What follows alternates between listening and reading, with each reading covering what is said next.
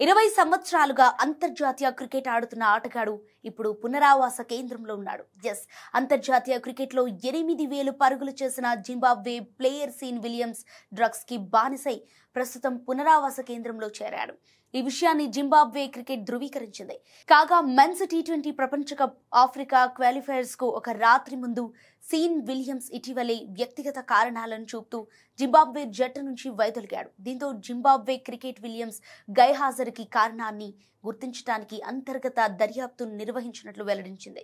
అందులో విలియమ్స్ తాను మాదక ద్రవ్య దుర్వినియోగంతో పోరాడుతున్నానని ప్రస్తుతం పునరావాస కేంద్రంలో చేరినట్లు బోర్డుకు తెలియజేశాడు. ఈ క్రమంలో జింబాబ్వే క్రికెట్ బోర్డు విలియమ్స్ గురించి ఒక ప్రకటన చేసింది. గత 2 దశాబ్దాలుగా జింబాబ్వే క్రికెట్ కు ఆయన చేసిన అపారమైన సహకారానికి ధన్యవాదాలు. విలియమ్స్ ఇటీవలే క్రికెట్ హిస్టరీలో కొన్ని కీలక రికార్డులో ప్రధాన పాత్ర పోషించాడు.